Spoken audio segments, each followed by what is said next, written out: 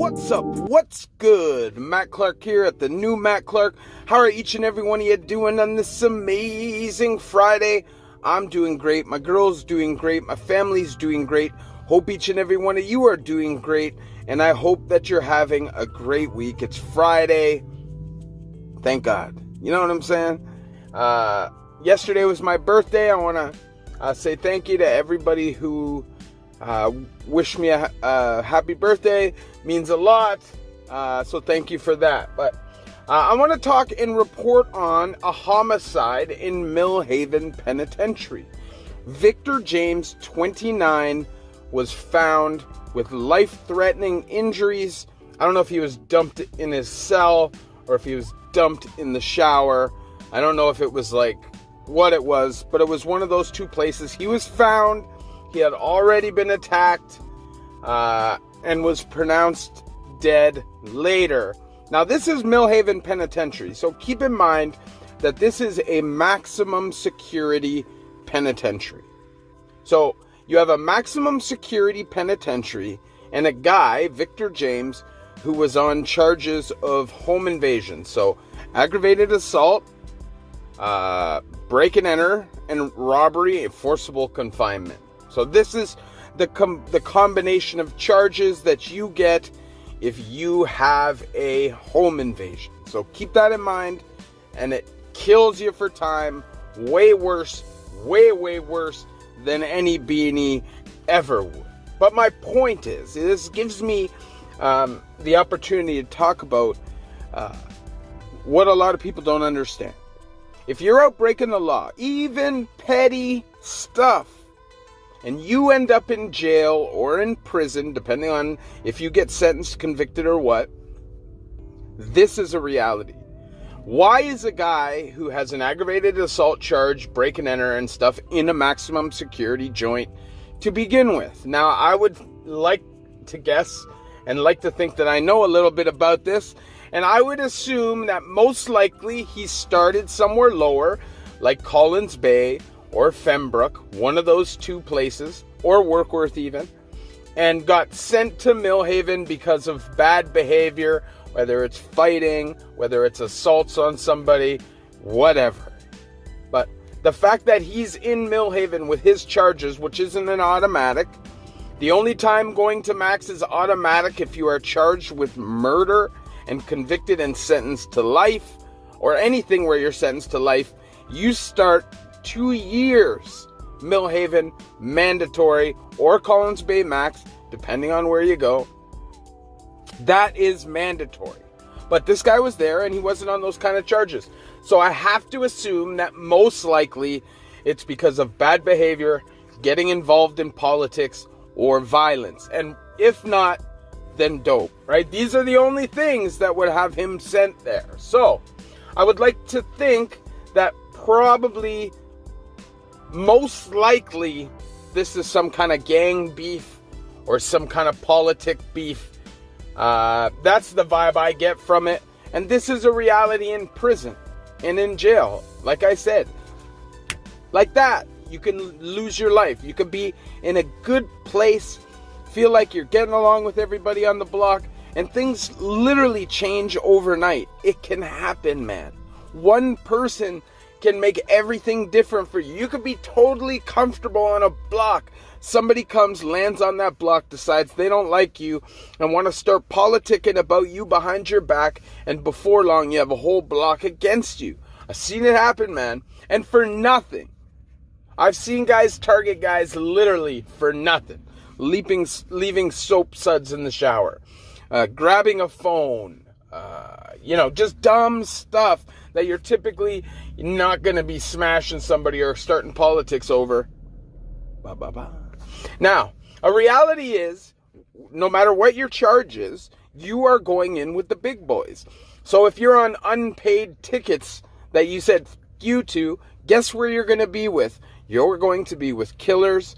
You're going to be with robbers, dealers, gang members, all of the above. If you're in on a theft or a domestic, something super petty, and I don't mean domestic being petty, but in terms of the criminal system, it is petty. If you're not like a major assaulter, if you get in a fight with your girl, she charges you. You're looking at like 3 months, tops for a lot of that stuff. But you could be in the cell with a serial killer. You just could. And it sucks, but it's a reality. And this story reminds me of that. Now, it also reminds me of you could get in too deep, Sometimes you can get comfortable. You punch this guy out, maybe you punch this guy out, and now all of a sudden you think you are capable of being a boss, calling shots, getting involved in certain politics you probably shouldn't be getting involved in. And a lot of guys think because they're hanging with this guy who's a budman or this guy who's a budman, that automatically people are going to ride for them. And I'm telling you, man, I've seen guys numerous times be left and hang out to dry, despite the fact that they're close with these dudes every day up until that point. And then that person will use every excuse in the book as to why he was justified for turning his back on you. There was a guy when I was in the Ville who got in a lot of crap for that, man. He had a homeboy, didn't know each other for crazy long, but they lived on the block long enough. This guy made the man live for like a year. Piff, bogey, whatever. When the man got cooked, which he did get crushed, I was there. I was basically the only person who helped him. And all of his homeboys sat there and kind of let it happen because he wasn't dealing with them properly. But his one closest homie turned his back on him, and that backfired on him. He ended up losing a lot of status and a lot of respect. But my point being, if you go to jail, just stay out of it. If you ain't somebody who's willing to pick up a blade and go push it through somebody's neck, stay out of it. I've seen it, man, and it ain't fun. Think about this guy's last minutes. I say it all the time. How were this guy's last minutes on this planet? Probably terrifying. And it don't matter how gangster you are, because eventually you're going to realize you lost. You got caught. You was slipping, and now you lost. You're on your back, on the ground, behind a toilet, in a dirty shower, in a lonely cell, looking up at the sky as a boot comes down on your face or a shank comes down into your neck, when you could have avoided the whole situation altogether by not going to fucking prison in the first place. Total waste of life, man. I'm telling you. That guy, that dude, I guarantee you, had some kind of a talent, some way that he could have made money legitimately. Everybody has some kind of a gift. You just gotta find it. You gotta find it. And if we put half as much effort into being legit as we did to getting ourselves arrested, most of us wouldn't be in fucking prison. Now when I'm staying out, now I realize how easy it is to actually stay out. I feel like I must have been trying to get myself arrested. I know that this video is kind of all over the place, but it doesn't matter. I just wanted to put up some content. I wanted to talk about a homicide in Millhaven in January this year, which sucks. Anybody who loses their life in prison, it fucking sucks. Your family doesn't get to see you before you pass away.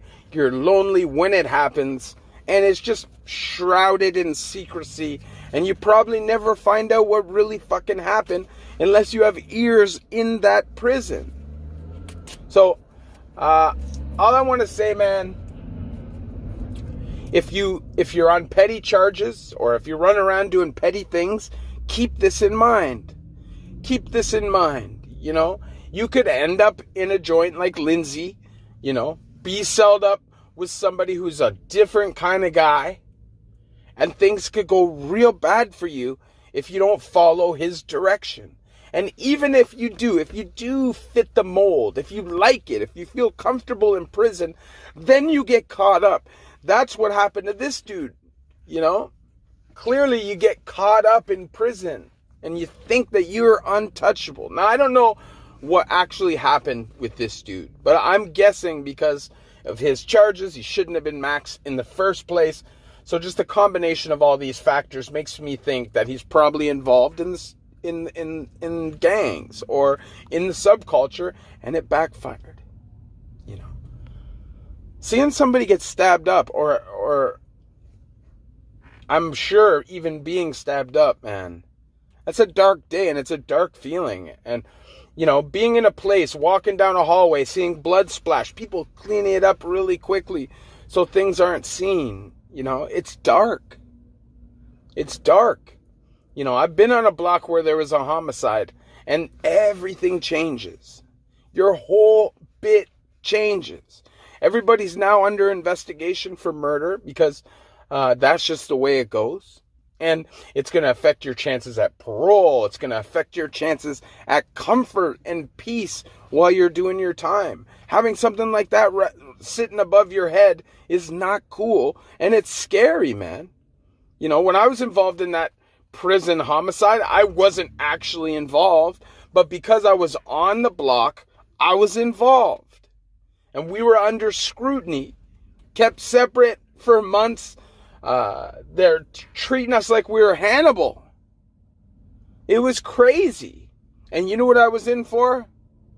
Having some fucking ketamine in my buddy's car. I didn't even have it. He had it. He's on road. I'm inside dealing with this motherfucker's shit. But I got caught up. And I very, very easily could have lost my life before. Very easily, man. There was times in my life where people were upset with me, and it very easily could have caught up with me. I was lucky. Wasn't I was gangster. Wasn't I had gangsters around me, which I did have gangsters around me, right? And I could stand up for myself. I never thought I was gangster. But I could definitely stand up for myself. But it still very easily could have gone bad. You know, you could be a top dog and everybody in your squad goes to court one day and whoom, you get lit up. Or everybody in your squad is at gym or whatever and you decided to stay back on the block that day, whop, you get lit up. Last year there were 5 homicides in Canada in the federal prison system. It doesn't seem like a lot, but with the amount of people in our prison system, it's high. It's a higher murder rate than anywhere in Canada. It's a high murder rate, man. You know, I think we have 25,000 active inmates in Canada, and now number 6, January this year. And I don't know what's going on in Stoney and Edmonton Max, and a lot of stuff happens that's not reported. You know, I've already told you guys this. Our media is controlled by our government. So all you get is basic information regarding prison stuff. I wish it was deeper. I wish it was easier to find information, but it's not. And that's the way that they've designed it. They want to convince everybody that the system here is great. But just like any other system, it's a hamster wheel designed to keep you in it. And the only way to get out is you making that decision that you're fucking done with it. This dude, I bet you, if they could bring him back to life and ask him if we could start over, would you make your decisions differently? Bet you'd say yes. I bet you'd say yes. And if he isn't, hey, all the power to, or if he wouldn't, all the power to him. He's more gangster than me. But I tell you something I don't want is to be face down on the floor in a dirty fucking bathroom, getting stomped or stabbed in my head or my back, and lose my life alone like that. And believe me, you don't want it either. Obviously, I share my stories with you guys, so you don't have to go through these things yourselves. If I could snap my fingers, nobody goes to prison, nobody goes to jail, that's what I'd do. But that is not a reality, especially in 2023. It's crazy out here, dog. It's crazy out here, and it's even crazier in there. And it ain't fun, man.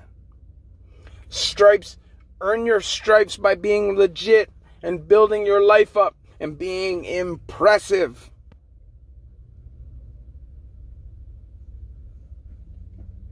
Respect from being a gangster only goes so far.